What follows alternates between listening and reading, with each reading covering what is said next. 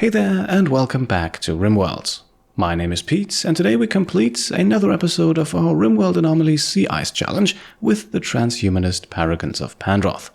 Last time we left off after taking some big steps towards self-sustainability out here on the sea ice, and in terms of anomaly content we also captured our first entity, a polar bear shambler. Now, while this does give me the perfect opportunity to remind you of the Polar Bears International fundraiser we still have going on, it also means that in order to capture any further entities we need another containment cell, and for this one we are going all out with a proper holding platform as well as with a shard inhibitor, both unlocked by entity containment. The shard inhibitor here particularly important, a device emitting psychic energy, thus increasing the cell's containment strength by 20 points. Still, despite our progress, life out on the sea ice is not all sunshine and rainbows. As you can see, Ellie here suffering yet another mental break. Her too smart trait is absolutely brutal in these first few days, and this is also the reason why we did not assign her the role of moral guide. Having her expectations increase by 2 levels would have made the situation even worse. Joining Ellie in her days then is Maniac. For him, the reason is that he's still in pain, some of that caused by the Cult of Jinx's ritual scars, although the main reasons would be missing a toe and having a gunshot wound on his arm. Now, this also means that steel won't be coming in quite as quickly for the next few hours, so let's fire up the smelter and turn some of our enemies' weapons into steel. This, I think, a neat way to turn unnecessary wealth into usable materials, even though with only 2 Ikvas here it won't get us all that much. All of a sudden then we are informed of a growth moment for Elpis. The colony's youngest has just turned 7 years old, and it also says here that when Elpis is older he wants to spend his time hunting buffalo. Now, I think we'll have to see about that. For the moment, unfortunately, because of the trials and tribulations of these first few episodes, we don't really have that many skills and traits to choose from. Only 1 passion and 1 trait can be selected. Elpis' development definitely took a back seat during the starting phase of our colony. The most important thing was to just have him survive. For passions then, we are going with medical. We are in dire need of somebody who can do doctoring work. And even though it will take some time until Elpis can actually treat wounds or operate himself, who knows whether or not we'll ever get a second chance to select this. The jogger trait then a no-brainer, especially out here on the sea ice where movement speed is very slow. Kind would have been a solid second option, but I don't know, it just doesn't fit the theme, I think. Now, with the last bit of roof constructed, we have now created a containment cell with a strength of 82, and this setup should hopefully be sufficient for quite some time. At the very least, it should be enough to contain the Revenant spine that we received last episode, and while a lot of you were in favor of just smashing this to avoid any risk, I just don't believe that some of our more void-curious colonists would be on board with that. And so, as the sun sets across the sea ice, Elpis hauls this chaotic mess of sharpened metal back to the base. And just as Elpis chains the spine to the holding platform, a proper Revenant re-emerges. This here an entity that we definitely do not want to mess with. The health tab already suggests it, the Revenant can go invisible, and it is also classified as an advanced entity, so studying it will yield a lot more knowledge than the Shambler next door, that is, as long as we can keep it contained. And as is always the case when discovering new entities, this one too unlocks a few new research projects. Revenant invisibility, allowing us to install a Revenant spine into a human, something that I imagine a transhumanist colonist might be interested in, and it also unlocks the psychic brainwipe ritual, hinting at another of the Revenant's abilities, this ritual allowing us to erase a person's memories, and it is so strong that it even enables us to recruit unwaveringly loyal prisoners. A chunk of spacecraft falling from the sky then another neat way to obtain some resources, in particular components, so we'll have Volek disassemble it, and then on the following day begin the construction of a second chem fuel powered generator. I think eventually that will become our main power source, at least until we unlock something even better. In the meantime, Nazim continues his study of the monolith and, as a result, unlocks bioferrite extraction, now allowing us to extract this mysterious substance from captured entities. Now, we still have to find out what exactly it is and what it can be used for. For the time being, though, let's select our next project, and I think we'll go with the one that we targeted right from the beginning. Let's now unlock the Draw Animals ritual, which might become a pretty reliable way of obtaining food. In addition, it might also allow us to tame some of those animals, for example the aforementioned muffalos, and that could be very useful for clothing materials. As Ellie then snaps out of her daze, Volek finishes the construction of generator number 2, and with that we now have 2000 watts of steady power coming in, and still plenty of twisted meat left in storage to keep it going. At night then, with the sun lamp turned off, we are smelting down a few more weapons. As you can see in the bottom left, we also have plenty of steel slag chunks left in storage, so steel and consequently components should not be an issue for the next few days. We can at this point, however, reliably obtain one more material, the aforementioned bioferrite, as our colonists can simply extract it from any captured entity. How exactly that procedure is performed still remains a bit of a mystery, but it does take some time, and it can of course also be automated for a much greater yield, but for the moment we'll have to take the hands-on approach. Ellie then successfully extracts 16 units of bioferrite, although the Revenant is now on a bit of a cooldown, so unfortunately we can't do this procedure every single day, and with that bioferrite remains somewhat rare for the moment. What is thankfully no longer quite as rare is steel, and that's why we are now spending a good chunk of it to floor our entire base with concrete. It won't completely negate any beauty penalties. For that, we would need to spend a bit more than what I'm comfortable with. But as you can see, the impressiveness rating of our small shelter rises quickly nonetheless, and that's the main goal here, to eliminate any mood penalties associated with living in a poor building. And so, with the last few tiles being put in place, we are now looking at a decent barracks, and after Elpis cleans things up a bit, the rating jumps up even higher, up to slightly impressive. And speaking of Elpis, we now learn that we can perform the Void Provocation ritual again. Before we do so, however, let's take care of another small issue, chairs. Or in this case, stools. Either way, by putting 2 of them in place here, we ensure that our colonists will no longer have to eat without a table, and thus we eliminate another small mood penalty. And so, with our 5 colonists moderately happy for the moment, let's provoke the Void again. As always, we'll do this with Elpis and Elpis only. I assume by this point he has become quite the professional. And there we go, as always, Elpis falls into a short psychic coma, so let's quickly get him out of the coals and then wait for whatever we have provoked to arrive. Okay, so apparently we are being attacked by Fleshbeasts, and they don't just wander in from the edge of the map, no, they are burrowing in from below. And as we can very quickly see, there are multiple kinds of Fleshbeasts, the small finger spikes and the very aptly named larger tough spikes, and also the tri-spike. I believe there is one in the group here too. Encountering them now unlocks another psychic ritual, this one very straightforward, allowing us to summon them right away, that is, if we want to do so.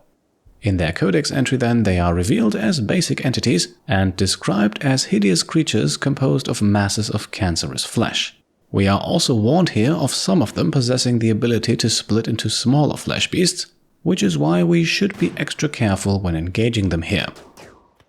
And so we are in fact using our lifter mech Rico as a melee blocker. As you can see, the flesh beasts are really not all that sturdy. Unsurprisingly, the tough spikes can soak up a bit of damage, and they also have a ranged attack. The smaller finger spikes, meanwhile, are really not much more than a distraction. However, they fulfill that role pretty effectively. As you can see, Rico has already gone down, and the last few moments of the fight here are getting a bit dicey. Thankfully though, just a short moment later, all enemies are defeated. Ellie then suffering a few stabs and cracks, but nothing life-threatening yet. Maniac, meanwhile, getting away with just a single stab, but being of the self-created Viscalaire xenotype, he should recover quickly. Rico, meanwhile, not doing quite as well, although as a mech, of course, it can't bleed out, and Volek can also quickly repair Rico at no material cost, other than draining a bit of its energy. And so a few seconds later, our lifter mech is back, shining as good as new, while Volek first takes care of our 2 injured patients, and then at night heads out to fill in the hole the flesh beasts came from, because if we don't do this, then we might just see more of them, and at least for the time being, I don't think that would be wise. Now, unfortunately, we did not leave any of the flesh beasts alive to study them, so at least for now, Nazim will have to make do with the Revenant and the polar bear Shambler. It is at this moment that we then also receive a curious quest. The currently hostile faction of Pigskins is sending a distress signal, and they are offering everything at their camp in return for help, including powerful shards of Arco technology. However, the message cuts off before they can actually explain what's threatening them. So, needless to say, this will be worth investigating. However, we also have 15 days to do so, so first of all let's focus on our own recovery. As you can see, Maniac already fully healed again, while Ellie can now butcher the dead tough spikes, as our colonists are of course curious what's inside of them. It looks though as if it's just more twisted meat, about 40 units per entity, but considering that a significant part of our operation is currently fueled by chem fuel made from that meat, I don't think that's a bad thing. With some more steel smelted and drilled, we then get to organizing our base somewhat, a few shelves to get our most important goods out of the open, and a steel sarcophagus for Maniac to meditate at. He has the morbid meditation type focus, and as a result of the last episode, we have a dead Imperial citizen lying around who now gets their last respects this way. In anticipation of that quest we just received, we are now also going to set up a transport pod launcher. After all, the chem fuel is already here, and steel and components we also have plenty. Before we launch, however, let's quickly switch around some weapons. Where we are going, a sniper rifle won't do us much good, I think. And then, in the middle of the night, we get ready with Volek and Nazim. And the two of them will take with them some meals, some chem fuel, some components, and some medicine. If possible, we do of course want to have them take transport pods back home, but that depends a bit on how much steel we find where we're going. And where we are going is not the pigskin base. Instead, we are investigating this ancient complex over here first. Perhaps we find something useful there that might give us an easier time helping the pigskin colony. And so the two of them arrive at the edge of the map. Let's quickly have them gather all those items we brought, and then crack open the ruin in the middle of the map. Since this is located on the sea ice too, we do unfortunately not have anything else worth looking at. The first room then immediately greets us with an ancient enemy terminal. We will activate that in due time. For now though, let's keep exploring. And that immediately uncovers a sleeping Militor, arguably the weakest combat mechanoid in the game, so our two adventurers here should have no trouble taking it out.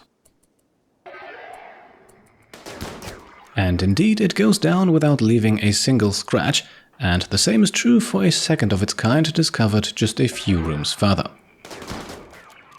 Apart from that, the ruins here don't seem to hold any further threats for us, except the usual unstable fuel nodes, and unfortunately Nazim also activates one simply by opening the door here. Constructor Volek, however, is quickly able to deconstruct a piece of wall to equalize temperatures, and with the hermetic crate here also holding some uranium, we don't need to worry about our treasure burning away. The other crates are then also opened without any incidents. We find a gene pack containing the strong immunity and mild UV sensitivity genes, potentially very useful, also some chem fuel, a joy wire and some silver, all in all a pretty good haul. And perhaps we can find some more goodies on the enemies that Volek now calls in, or rather the one enemy, a lone tribal with a short bow, unsurprisingly not much of a threat.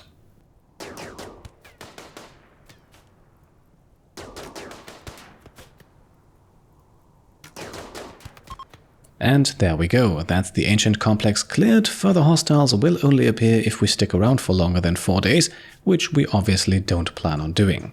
Instead, the ruin walls should give us enough steel to build a pod launcher for the trip back home. That is, if we can get it constructed before Volek here collapses from hypothermia or a mental break.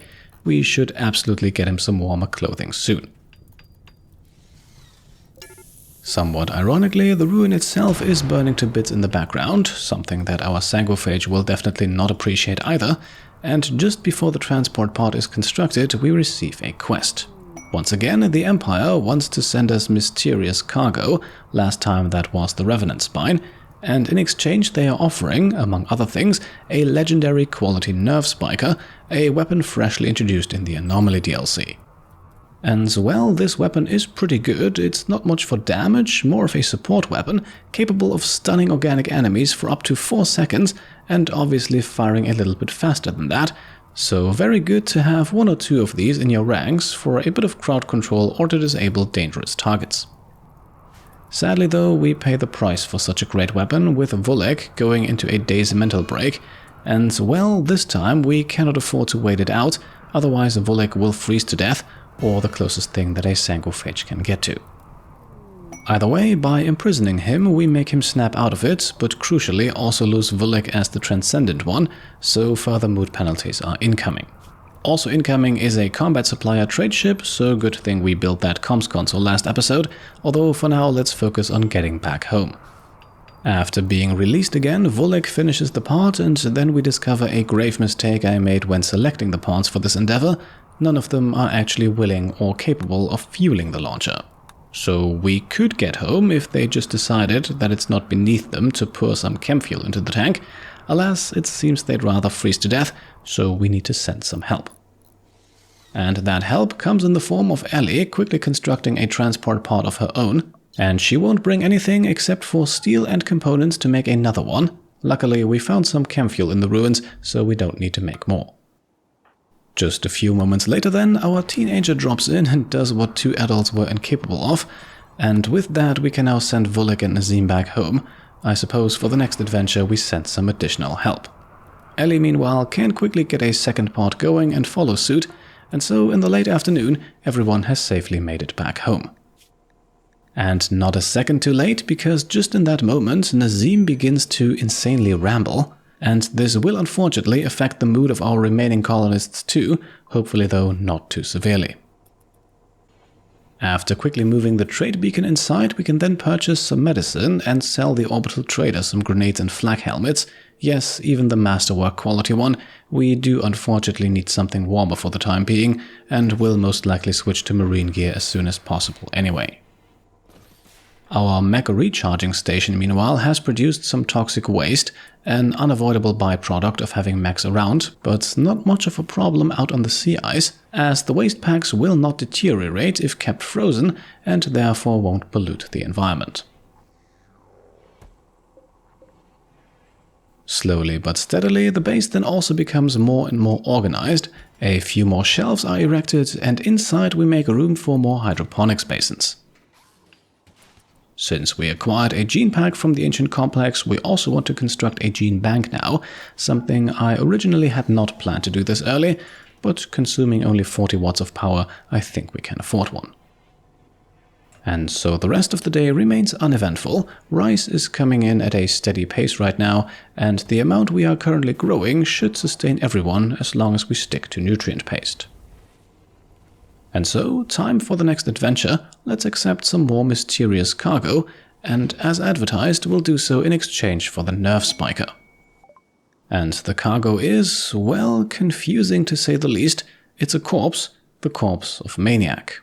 Same traits, same skills, same xenotypes, same psycasts, and even the same injuries and implants. The only thing distinguishing this guy from the real Maniac is the fact that they are dead.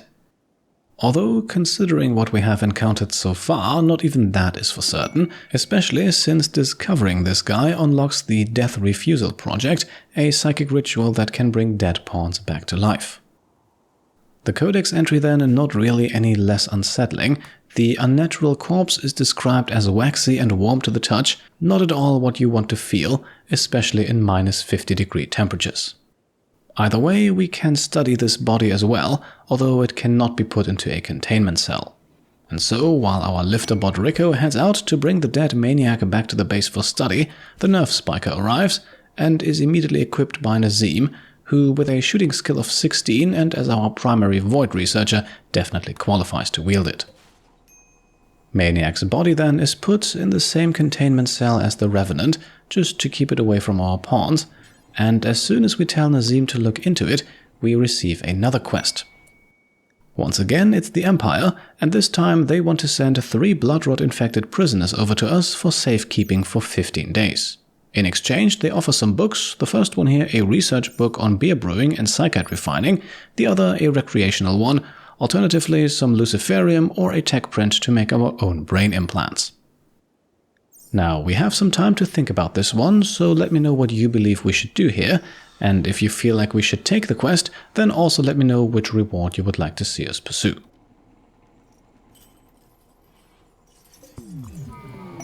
To help with our colonist's mood, Randy then sends a psychic soothe our way, although ironically it excludes Ellie, the pawn who could probably use it the most.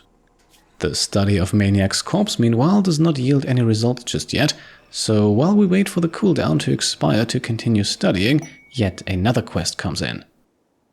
This time, a group of tribals wants us to attack their pirate rivals, who apparently protect their base with 8 soldiers. If we defeat them and clear out the outpost, we could receive a Siling New Reformer, so another Psycaster or a level up for Maniac, or we could recruit this lady right here, a 38-year-old depressive night owl jogger with passions in shooting, mining, cooking, and crucially, medical.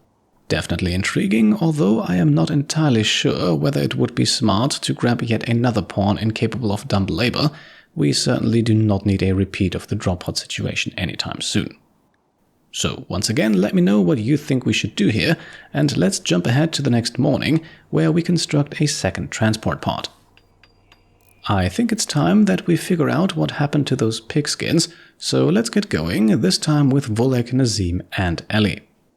24 units of chem fuel and 4 components will ensure that they can fly back home, provided they find enough steel. Apart from that, we only take some medicine and a few emergency meals. And as the pods then arrive at the edge of the pigskin base, we immediately see what's wrong. Everything is covered in flesh, huge flesh bulbs have emerged, and all pigskins have unfortunately been slaughtered by the already familiar Fleshbeasts. And how about we call it an episode here, a little cliffhanger to wrap things up for today, setting us up for a fleshy beginning to the next episode. And to accompany us as we make the cut, as always we have some fan art, and speaking of which, I have just received confirmation from Gracie, the creator of this lovely piece, that I will be allowed to put this design on a shirt, so expect Live, Love, Provoke the Void to be available in the Pete Complete shop soon. I'll keep you updated on that. For today then, we have artwork by the lovely Isaac Young, once again providing us with glimpses into his alternate universe, a universe where Took and Squigs ventured out to the sea ice with their children. As usual though, that is not all we have this week. Tony Murchison also sent in this amazing artwork via the Pete Complete Discord, which you can also join if you are a patron supporter, just putting that out there, really giving me a Frostpunk vibe with this one. Finally then, we have 2 pieces by Elijah depicting the polar bear Shambler, including Ellie's unique way to handle it, and a brief reminder about the PBI campaign. Thank you very much for that. And with that, let's wrap things up for today. As always, I hope you enjoyed the episode, and if you did, then I would be very happy if you could leave a thumbs up. If you like what I'm doing and want to support me and my channel further, then you can of course go ahead and subscribe to stay up to date, grab some merch over on shop.petecomplete.com, or check out and maybe even pledge to the Pete Complete Patreon. Thank you all for watching, and I'll see you next time. Cheers.